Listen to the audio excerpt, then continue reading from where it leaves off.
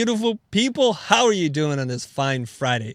We are back with a live stream. It's been a little while and I missed you. We have a special guest on our show today. I'm going to get right into it. His name is Andrew Rosen. And, you know, there's a segment that we used to do called Last Week in Design. And I met somebody who I think is doing a much better job. And I'm not just saying that in a kind of false modesty, like on an exponential level, he's doing a better job. Okay, my next guest began his career in digital media and strategy and operations at Viacom's MTV Networks in the Digital Media Group. He's also consulted for BET Digital. He earned his bachelor's in history with distinction from Yale and also got a JD from New York University School of Law. He's a member of the New York State Bar and a team member at the Council of Foreign Relations. Now, every Sunday, Andrew does something amazing. He curates 5 articles from the past week for a newsletter about the digital video supply chain. He breaks it down in this way. He begins at the highest level in the ideation phase. Then he looks at production, hosting, distribution and monetization, and then customer research. Now, if you can't figure it out already, we're going to be having some pretty high-level conversation with Andrew. Okay, so buckle in, ladies and gentlemen. Andrew offers commentary focused on the business implications of a story, what a writer is either suggesting or simply missing about the story they have reported. So today we're going to be talking about market earthquakes. I can't even say it. Andrew Rosen, please. Welcome to the show. Welcome to the feature. Yeah. Woo! Thank you. All right. Afternoon. Okay. Good morning, LA time. Yes, you're on the East Coast, right? Yep. Okay. I'm going to just launch right in New York City. Okay, I'm going to just launch in with a question. The question first is, for all of us, please explain the concept of earthquakes and why they are important. So to me, I came up with this idea, and let me know when I should jump into my presentation because I can even show it visually. But I'll give you the 36,000 foot overview of what an earthquake is or an e-quake. Okay. I was noticing in the digital marketplace what I'd call seismic events. In other words, the basic example, and I'll come back to it in a second, is when Facebook kicked all these publishers out of the news feed in 2017, that was not a simple tweak to an algorithm. That was a fundamental shift in business models across the spectrum. For advertisers, for publishers, you saw publishers like Mike go out of business. You saw a ton of publishers actually start to change the way that they used Facebook. And so you start to see what happens to the video ecosystem because of that. And so I really like to focus on the fundamental question of, because my audience are executives. And so the fundamental question is, well, why should you read this? Why is this important? And the answer is, well, I'm only going to highlight things that if you read it, you understand that something happened, and I'm going to tell you how the pieces are moving or give you a framework for how the pieces are moving. And I think that's worth somebody's time more than simply informing them. And so that's really, to me, why I focus on earthquakes, because they're exciting, they're interesting, they're painful, they're sort of fascinating to watch, awful to experience, both in terms of the actual ones and also in the way that I use the term in digital media. So there are these seismic things that are happening within the media landscape, and you're able to connect the dots on a very high level. So whether you're an observer or you're inside the earthquake zone and feeling the aftershocks, hopefully you have some sense and some guiding light to kind of help you figure this stuff out. That's right. And because I think that, my favorite story on this front is, I think I founded Viacom when we were sort of adapting to digital media. Nobody really knows what's going on, right? There's a famous quote about Hollywood from a famous screenwriter, William Goldman, who wrote The Princess Bride and a bunch of other classic movies. But he says, look, in Hollywood, nobody knows anything. And I think, but I think everybody's also hyper informed, right? It's one of those funny things, like nobody really truly knows with any certainty what's going on, but everybody has information. And so to me, my play is, let me just give you a framework. Let me give you something so that at the very least, in all this uncertainty, I'm giving you a basic decision tree, a basic framework to ask questions about what's going on. Because what I find, coming back to your very generous and kind intro about talking about that point about how I focus on what journalists say and what they're missing, is that journalists' job is basically to inform. And then lately, over the past decade, it's really been to inform, but also to get clicks to their website. And so they're not really that interested in breaking down the business implications of what's going on. They just want to give you a basic framework to say this thing happened, and hear it in a sort of non-threatening and sort of apolitical way. Here's why you should be reading it. And for me, I'm actually more concerned about what an executive should do with the information. Perfect. Should we launch into your presentation? Let's do it. Let's do it. Okay. All right. So very quickly, for folks who want to understand better this concept of earthquakes, I gave a talk at DLD, a conference in Munich, January 2018. So just over a year and a half ago, where I talked about 4 earthquakes on the digital media marketplace. I don't think it's actually titled that because I was supposed to interview Robert Kinsel of YouTube. He's the chief business officer, and he ended up not showing up because he was sick. And so I just improvised this talk. And so this talk was talking about the Facebook example earlier.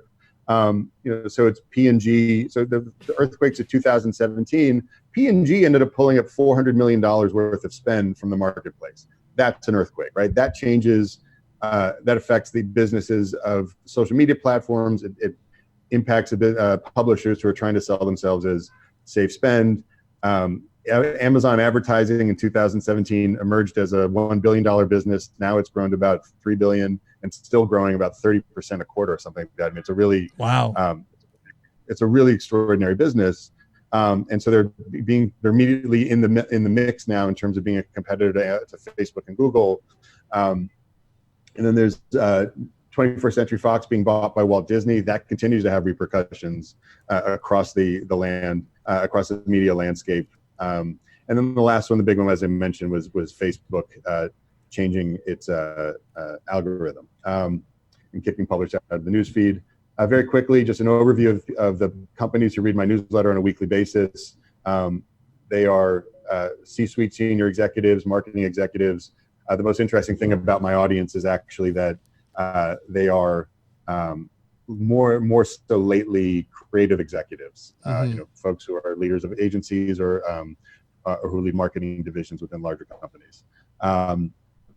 Coming back to this premise of earthquakes, there's really 2 types of earthquakes that I focus on. There's micro earthquakes, which is something happened in one phase of the marketplace, and I just highlight why it's such an extreme and why it's so unusual. And then the second type of one is something happens in one part of the marketplace, and I highlight how it's impacting other ones. And so, so perfect example. The hosting one is a great example because Netflix raises billions on the marketplace to spend on content. That impacts the Hollywood ecosystem. That impacts what kinds of content are being produced, what kind of content creators are focusing on to get funded by Netflix.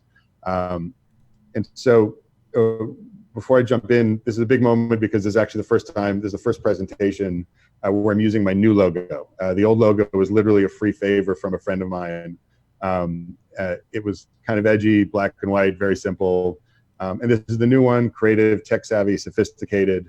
The purpose of the logo really captures kind of where I want to take my focus going forward. So, again, I've been focusing on earthquakes. I'm going to be focusing on earthquakes going forward, really in 2 marketplaces. And we can sort of pause here, Chris, because we talked about this. In digital video, the big thing that's happening is the emergence of SVOD and AVOD. And so SVOD is subscription video on demand. It's basically Warner Media, it's Disney Plus, it's NBC Universal is going to have its own streaming app. There's a bunch that Warner Media has already, like DC Universe. There's Hulu, and obviously the big one is Netflix. Right. And so that's the way to think about SVOD is really, I'm not paying for cable anymore, and what I'd like to do is subscribe to this particular app so I can get access to particular content. And so the bet in SVOD, the bet in SVOD is that that with cord cutting, all of a sudden, all this budget that was originally being spent on cable bills, right, $100 to $200 a month, is now freed up, and it can be spread across a number of subscription services, so that people who want to access particular content will no longer have a single Comcast or Charter Spectrum subscription. What they're going to have is a Netflix subscription plus a Hulu subscription plus a Warner Media HBO Max subscription, plus a Showtime subscription. And that's going to add up to something like the hundreds of dollars that they spent on cable bills each month. And so that's SVOD. AVOD is advertising video on demand. And that is a premise that people don't have as much money as they say they do. And more importantly, they don't have as much money as all these subscription video on demand platforms assume they do. And therefore, they're not going to spend a lot of money. And in fact, they're going to be okay with watching advertising on an app or on a free on a service that basically replaces what cable was before and just has advertising on it. They're emerging out there.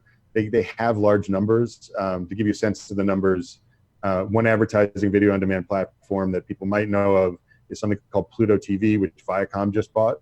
I want to say for like $300 million. Mm-hmm. And then there's another one called Fubo TV. And then Hulu sort of, the funny thing is you see this little cell split here. I like that just because digital video has been this big nebulous thing, and all of a sudden these two enormous markets are emerging. But Hulu kind of sits right in the middle of those two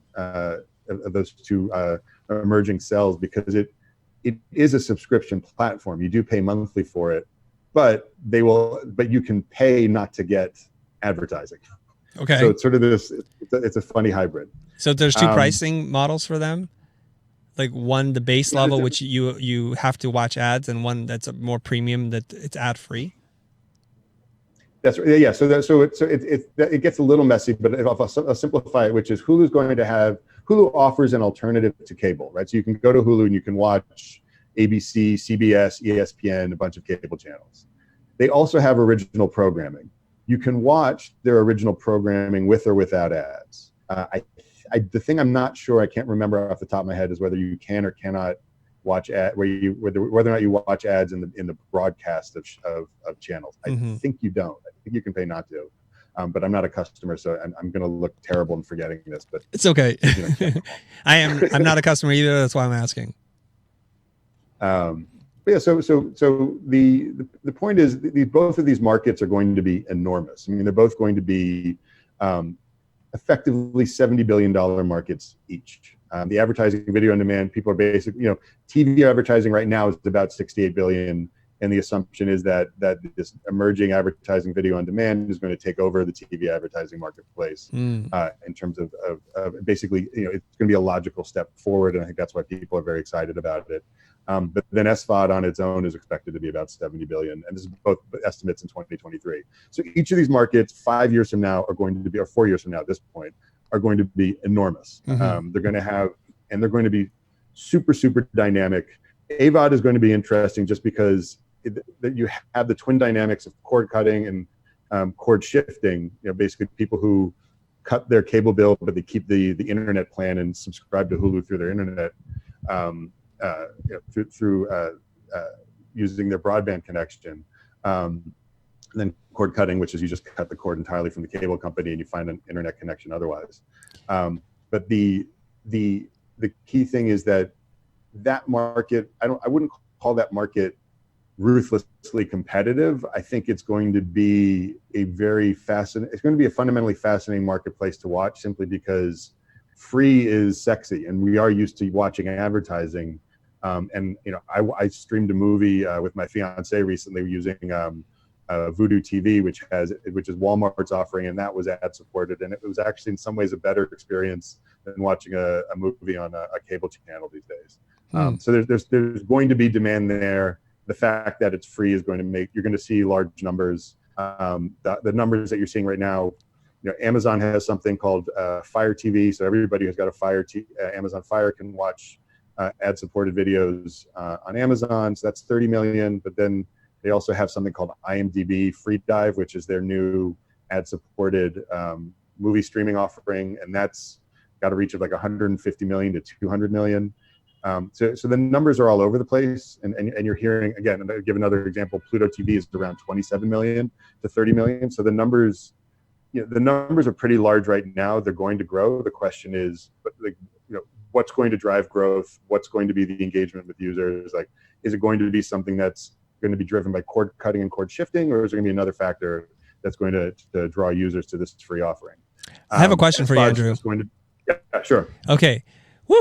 That's a lot of information to process, especially for a lot of our audience. Like, hey, aren't we going to talk about logos? So Andrew's looking at this from the 30,000 foot level to kind of give you guys a really broad overview. And then you have to kind of think of like what happens down the chain. Like, where are you in this chain of things that are happening? So he's taking you to the source of these seismic activities, the shakeups, and then they ripple out. So if you're in post-production or in advertising, this is going to hit you in a lot of different ways. So the question I have for you is this. I recently left DirecTV after having been with DirecTV for over 20 years. Wow. Okay. And I get not just normal DirecTV, I get the primo package. So I'm paying like $240 a month. And at first I was having a little bit of withdrawal thinking, oh, I can't watch these shows anymore. And then within a few weeks, I'm done.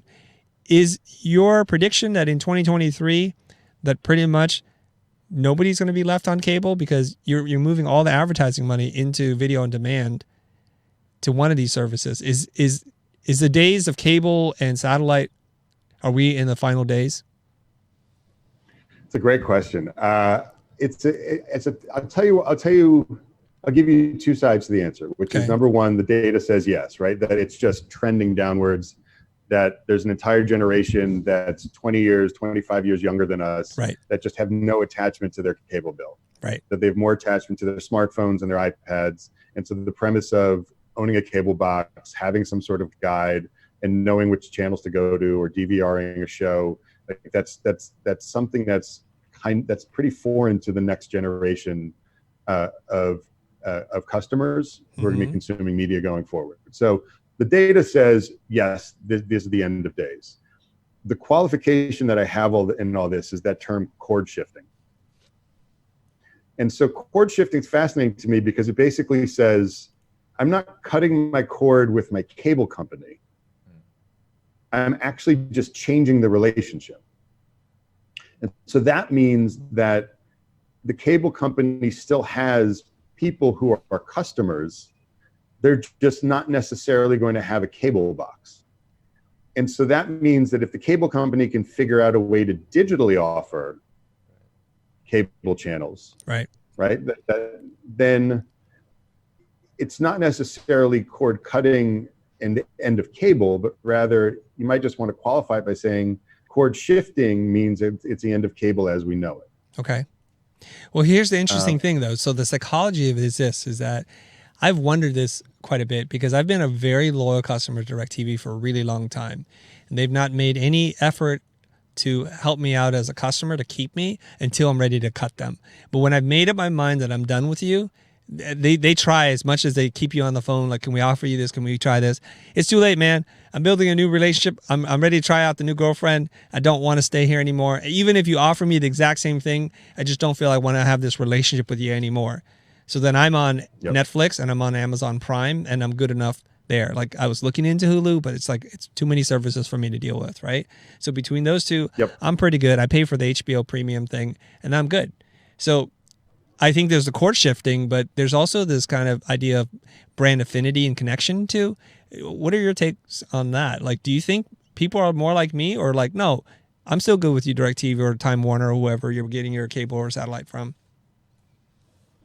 I think it's an interesting question. I think there's more affinity towards a particular behavior that the provider enables rather than an affinity to a brand. And so what I mean by that is, at the end of the day, people who are not going to be cord cutting or cord shifting are going to be doing it because of they watch sports. So really, at the end of the day, the reason to keep a cable plan, to keep a DirecTV plan, is sports. Otherwise, there's no need for it because you can find everything else. You're totally empowered as a consumer. You can get Showtime or HBO as individual apps now. You can go you can do the AVOD offering where you're able to watch content for free, and even there's something called Lowcast, which is basically is a nonprofit which pulls the signals from airwaves. So like the old school antenna, and digitizes them and serves them over the internet. And so they become an alternative to having direct TV. And so in a way, it's not necessarily brand loyalty, but it's rather brand loyalty based off of the behavior that got you there in the first place, right? The value that, in other words, what you needed from the provider that they deliver. And I think that I believe that in the past, DirecTV has been unusually good at providing sports packages for its users. But again, I live in New York City, so DirecTV is a bit foreign to me. But the only reason why I still pay for cable is because of sports. Not because of my New York Knicks, who have just been so brutal to watch, but rather just but I do feel like I like having sports on in the background. I think I'm paying too much for what it is right now, but I haven't found a cost-effective replacement yet. Okay. All right. Sorry I interrupted. Please continue on. No, it's fine. It's actually a really good question. It's right now, if you've been following it, CBS has blacked out its services on DirecTV because of renegotiations. And Disney's now renegotiating Fox, FX. I want to say DirecTV and AT&T Uverse, and so I have an article in last week's newsletter, which it offers a good summary of the points. But we're staying high level, and so I just want to stay with that. So the key thing, though, the key problem that I'm solving for, both is coming back to your asking the question earlier, but I want to come back to this because it's an important point, and especially for your audience. Everybody in this marketplace is looking for a new set of skills. Everybody needs to understand not only a business development through the fact that it's new information, but rather they also need to understand it as something they can apply to their day-to-day job. Why is this important to me? And so I find that journalism is coming back to the earlier point, and just risk of being redundant, and then I'll jump forward. Executives have a constant need for skills, but I think also journalists don't really focus on skill. They're not writing articles for the sake of improving somebody's skill set. They're writing to inform, and they're not necessarily mapping it to, they have such a broad audience. There's not a particular audience that they can necessarily map the information to. But there's also there's a second problem too with journalism, which is there's a bit of kind of herd mentality. So my favorite example of all of this is the herd mentality. Was this premise that Apple TV was being launched as a competitor to Netflix, as a Netflix killer. That was never true to begin with. Apple's a hardware business and a software business, and it was seeking to grow a subscription business from nothing to 20 billion over 4 years, or maybe to a few billion to 20 billion over 4 years. Video was a way for them to do it. It was not with an eye to Netflix. And the IAC's Barry Diller recently said that Netflix effectively won the game. And I think if people understood the marketplace, they understood that Netflix had effectively won. And so I found that there's been also a lot of misinformation. And so part of the other reason why I do these newsletters is just to inform. And so going forward, the two newsletters I'm going to be writing. So I've been writing this sort of general newsletter about the digital video marketplace. Going forward, I'm going to be writing a newsletter, one about the AVOD marketplace, one about the SVOD marketplace. The primary audience really are executives who need to understand these marketplaces going forward. And it's a broad range of executives. You had in the beginning the list of all the things that I cover, like ideation. Ideation is effectively creative, right? The sort of what are the ideas that work. Production are what are the models that people are using. What are the information that we're getting about how production models are evolving in the marketplace? And on that, I've covered anything from animation and how animation shops have been affected by Netflix, to interactive television, and also what was one I did this week? I'll remember it in a second. That there's in fact, the one I'd like to write about, and I think I'll probably do it just because I'm grateful to them, is one of my most avid and readers who gives me a lot of feedback is an actor, writer, producer named Diallo Riddle, who's got a show that just came out this week on Comedy Central called South Side, and has another show coming out next week called Sherman Showcase. And I'll ask him questions about what's going on in Hollywood, and he'll ask me questions about what I wrote. And so again, I'd like to. He had an interview in the New York Times this week about their journey to succeeding in production. And so that's something like that I would consider and write about, just because it's a really interesting case study. And then for hosting, it's, hosting, I'm helping executives understand why certain platforms are emerging and why certain platforms are failing.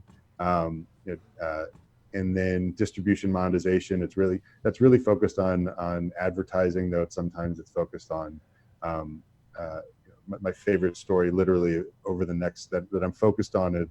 It's so small relative to what people's day-to-day needs are, but it's actually really fascinating from a business perspective, is India. Disney, Amazon, and Netflix are all need to grow in India.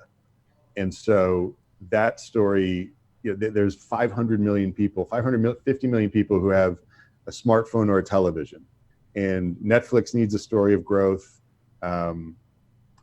Amazon needs to grow its Prime offerings. Disney owns a TV station there called Hotstar. It needs to grow that. It's going to be this ruthlessly competitive marketplace. And so superficially, you would look at that and say, wow, that's interesting because these companies need to grow. But from a production standpoint, it's also been really interesting because you've seen that Netflix had a recent production called Sacred Games, which is now on the platform which you can stream. But the filming of it created a lot of problems at the local level, because production companies, they had difficulty filming with production companies, and somebody needing to understand the local customs and also the local language and be able to speak Hindi. But then what you're also seeing is that Bollywood for years has always towed the line on sex and nudity and sexuality, and Netflix is and I think Amazon too are starting to fund content that completely blows away those norms. Mm-hmm. And so something like that is actually just a really interesting case study to follow. May not necessarily have impact on somebody's day to day, but it gives you a sense of how these businesses are evolving and what their path ahead is. And so going forward, I'm going to write these 2 newsletters, going to help people understand where to be optimistic or skeptical, give people a sense of the decision, give them the decision trees, right? Like, is this important? Is this story important? And if it's important, this is why it's important. The value proposition, and really what I'm going to end up charging money for, is data. I'm going to be working as basically, the models basically, I've been curating data for the past 2 years every week. And I know that most of it doesn't get in front of what the most interesting problem in the marketplace is. You have a lot of companies, and you even have like Pew Research and Nielsen putting data out, but very few people curate it and contextualize it for video. And I'm going to go one step further and curate and contextualize it for AVOD and SVOD. And then the other opportunity is that there's a lot of these smaller companies that have a lot of information about how the marketplace is working. Have you ever seen a LumaScape? Do you know Luma Partners or no? No. So Luma Partners is an investment bank in New York City, and they create these really nice visual graphs of what companies fall where within the digital marketplace. And so a lot of those companies put out research, their sort of corporate marketing decks that say, hey, this is what we're seeing and this is why we're important. And whether or not they're important, the point is that they are seeing something. And I think oftentimes because of the nature of corporate marketing, that information gets lost. And so I'm going to be working with those companies to help them tell stories specific to SVOD and AVOD by curating their data. And then the last thing, which I'm going to be moving into, this is on the immediate to-do list, but I've talked to a number of customers and I've asked them, what would get their team to get more involved in the newsletter, and they said these guys need diagrams and illustrations, a lot like the LumaScapes. They don't, and optimally, if I can do it, it's just a question of cost versus time, is animated videos. Mm-hmm. I think that what you're finding is that audiences that if you're an executive, you're thinking about decision trees and whether something's important to you. But if you're looking at your team, they just need to understand how the pieces are moving. And I don't think writing always necessarily captures that. I think visuals sometimes do a better job of that. And so I'm going to start producing more of that content so that an executive who's reading my newsletter can go to their team and say, just to take the Disney and India example, Disney, Amazon, and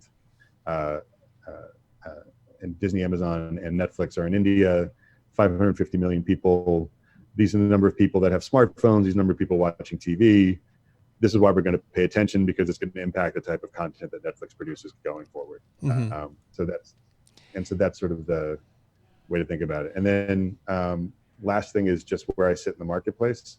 There are a lot of really good newsletters out there, and that cover the stuff. This is a lot of, and so actually BTIG, the guys who are at BTIG just left 2 days ago. They're going to start their own thing. So, but I would still read Rich Greenfield, whatever he has to write. But these are the guys who are out there. This is where I sit relative to them. I focused on a very specific type of problem. They're, Axios, buyer's market, Hollywood Torrent do a really good job of capturing what's going on in the digital media marketplace. BTIG, they were doing more sort of stock focused, whether or not to buy a stock and understanding decisions management we're making. Redef has really good long essays, somebody named Matthew Ball. But I think they're long. That's my only complaint. I think, and I think people have less time than they'd like to. And then Stratechery is interesting because he's an intellectual. He worked at Microsoft, a guy named Ben Thompson, and he'll talk about these articles from he believes in the famous guy Clayton Christensen, who wrote about disruption theory. Right. It's very popular business schools, and so I describe Ben Thompson as a self-appointed apostle of Clayton Christensen, because he does a really good job of evangelizing and explaining market developments using that framework. And so that's sort of that's me in a nutshell. Cool. Hey, I want to make this somewhat relatable to our audience, because I think you just shot right past all of them pretty much, right? I know this is your stock and trade to speak to. I wasn't sure, so it was like pretty dense stuff. Yeah, I want to bring you back. So back. Woo! Yeah. Okay. Live audience, hang in there. Let's try to make this valuable for you.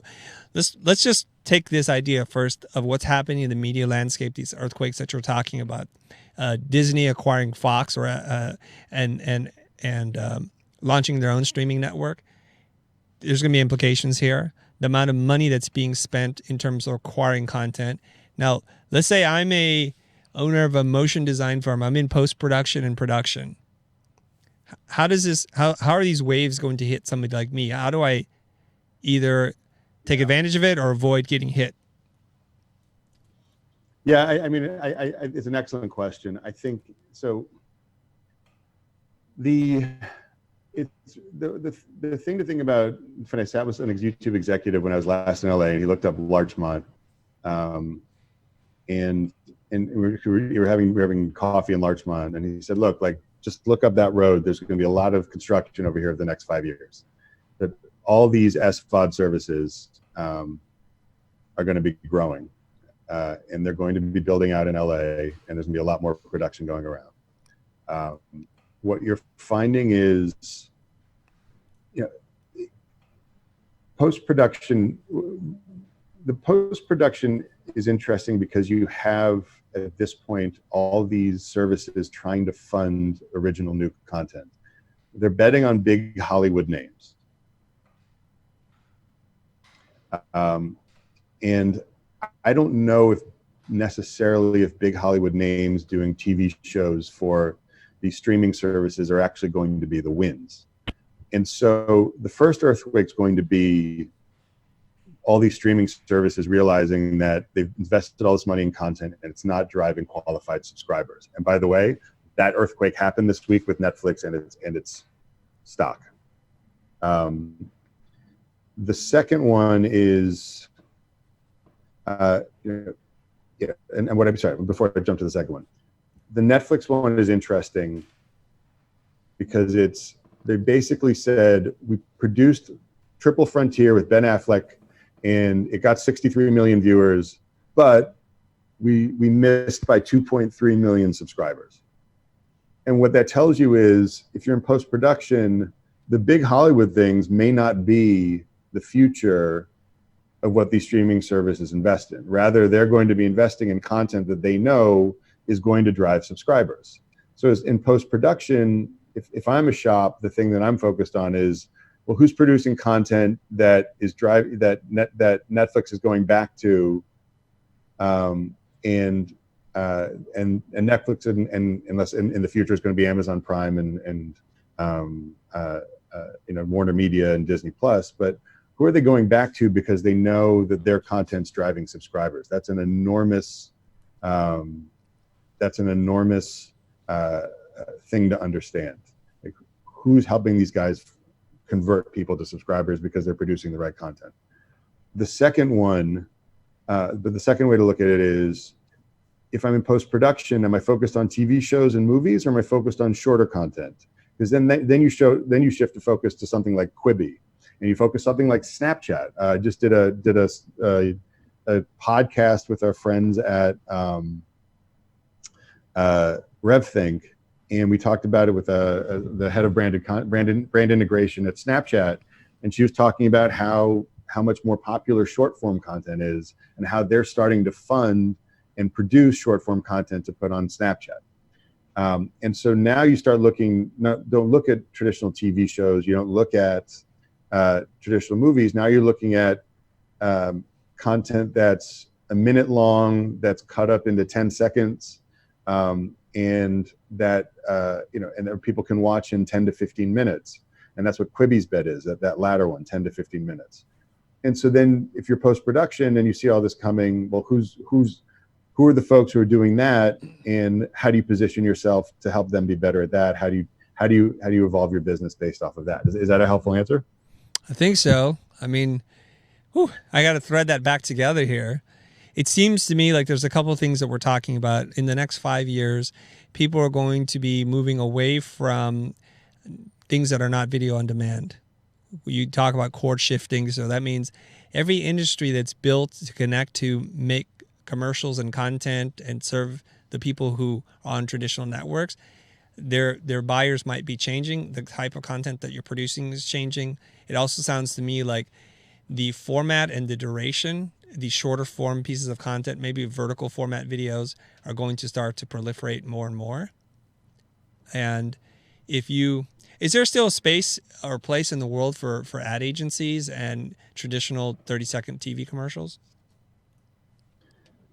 It's a great question. I don't know.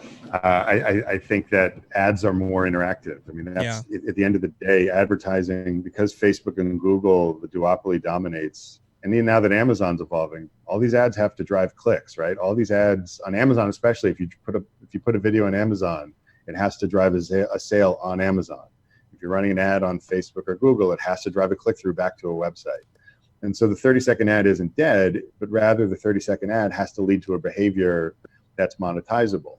But the thing that I saw when I was at Viacom is that there really wasn't, when you think about the 30-second ad, the 30-second ad is a legacy of TV.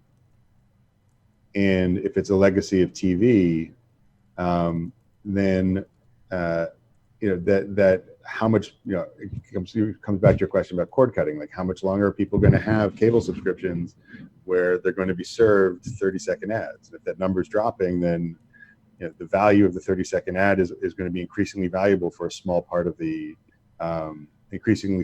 marketplace, and interactive ads and short form ads are going to be more and more prevalent elsewhere. Mm. Okay, so let's take this down to, like, I'm a student, I'm a freelancer. How can I take advantage of the information that you're sharing with me? What opportunities exist so that I can shift my career and move in the right place? It's a really good question. I think at the end of the day, look, number one, if you read my newsletter, you're going to be on top of everything that's going on. And right now I'm going to be launching it. I'm going to be launching the newer newsletters. When they launch, they're going to be free for the first 3 months. And then the premise is that your employer can pay for the newsletter going forward, because it's effectively education more than it is news. Mm-hmm. But the second thing is,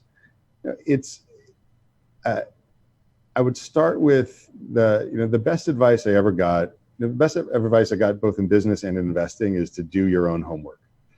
I never, as I've gotten older, I'll tell you what what that means, and I'll boil it down really simply for your audience. What it means is that at the end of the day, you're not going to know everything. You know something, and you may know many things, but you're not going to know everything. And so what you ultimately want to be when you do your own homework is not be ready to get quizzed by somebody the next day, but rather understand how the pieces move in a marketplace. Understand that when a development happens, either it's something that you can offer yourself for, right? In other words, that you have a skill set, there's this trend going on, and you can reach out to the key players and say, this is my skill set because I've seen your companies doing this, right? So coming back to the post-production example, a post-production company that wants to start moving, wants to start moving in the direction of shorter form content, needs editors who are familiar with editing content for Snapchat or Instagram, and 10-second videos. Like, they'll hire you in a heartbeat. But you have to make that pitch. You have to understand what your value is to the audience.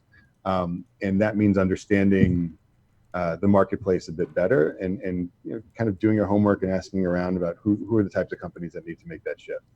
But also doing your own homework just means that you have a sense of your own value, like where your strengths lie. And so that, you're either doing your homework to compensate for weaknesses you have, but you're also doing your homework to make sure that you're on top of your skills. The other part of it is, I read a lot every day. Articles, I've gotten to the point where I just skim them. I know how to read somebody now when they've kind of done filler, and then I know where the meaty quotes are, just because the way that they build up the article. Like, I've just gotten to that point. Mm-hmm. That's taken years. Mm-hmm. But for me, I'm reading those articles because I'm looking for the meaty quote. Somebody else is reading the articles just to understand the moving pieces. And so if you're a young person, young creative, I'd tell you the two things to do, which is, number one, I'd go to sites like Digit-A. In fact, you know what I would do? Forget going to the sites. Go on Twitter, find out who the authors are for on Ad Age and on Digit-A and Adweek, and just follow them. And also Variety is very good. Hollywood Reporter. Just follow writers from those particular follow writers from those particular publications on Twitter, because what you'll find is two things, which is, number one, you're going to find that they're going to tweet the articles that they wrote. So I follow writers who write specifically about digital video, and they'll tweet the articles that they wrote, but they'll also engage around other topics. So somebody who writes about video but doesn't write about Snapchat might tweet about Snapchat. Right. The second thing I do, and there's a video editor that I met I was just having lunch, and he and his friend were having lunch next to me. We started chatting, and he's about to move to San Francisco to work for a big agency there. But I follow a couple of photographers and video makers who just experiment all the time with Instagram. They make the time some of them use it to sell their services. There's a really creative guy, young guy named Will McCormick, just because he was just using really interesting video editing software and posting his stuff. And then there's this guy, blanking his last name, or say Kyle. But what he does every Friday is he does something called 7 for 7, where he curates his favorite 7 songs of the week, writes about why he was feeling them, why he liked them, and makes them into an Instagram story format. But he's not using Instagram to create them. He's going into Adobe Premiere to write, and Adobe Photoshop too. Yeah. And so he does. So it's a really, you're seeing these people experiment and learn and figure out what it is that works for their audience in real time. And the last thing I'd say is interview people who love your stuff. Understand why they love it. Mm-hmm. My favorite example about being described is like what it's like to be an entrepreneur and just be doing your own thing. And it's so true, which is, an entrepreneur is literally that one person at a party who's dancing by themselves and doing a dance you may have never seen before. Mm-hmm. And they're in it. Like there is nothing else going on around them. They are in the moment, dancing, losing it to whatever music's playing, and they're doing it their way. Yeah. And if people start to join them, then they've hit on something. I like that. Okay. So I have to run pretty soon. So I just want to tell everybody who's watching there, I think that was like a really useful piece of information there that you guys can use to potentially shape the future of your career. in your lives is that there's all these amazing social platforms. We're all really hungry for content. And perhaps one day, if you make something that's really that good, somebody like Netflix or Apple or Amazon or Disney will ring you up, because there is going to be a massive competition for quality content. I think, as Andrew said, they're going to start with the big names, the surefire bets, which aren't that surefire to begin with, but eventually the dust will settle and they'll be looking into the nooks and crannies and looking for you. So experiment, be the dancer in the dark, just do your thing and try to exploit the platform and use it for what it is, and use the tools and creativity that you have to make something super interesting. Now, before I have to wrap up the show and say goodbye to Andrew, here's how you get in touch with him. He's at Parkour. That's his brand spanking new logo. That's Andrew right there. You can reach him or follow him on Instagram at Parkour, or follow him on Twitter at Agave. There's 2 A's there. And sign up for his newsletter at parkour.com, PARQOR.com. Andrew, thank you very much for coming on the show with us. I know I wish I had more time with you, but we're just jam-packed. We have a logo therapy session that's happening on our Academy channel, like literally in 15 minutes. So I'm sorry to cut this short. It was super fun to talk to you. Thank you for doing this. Thank you, everybody. Thank you. Thank you. Thank you, guys. Okay. All right, guys. That's it. I got to get the music to get us out of here. I'm a little rusty here. Where's my music? I don't know where it is. I think it's that one. Play. All right, guys. Don't forget to like, comment, and subscribe to the channel. Thank you, everybody, for being a sustaining member, part of the donation. Thanks, guys. See you next time. When I say next time, I mean in 15 minutes.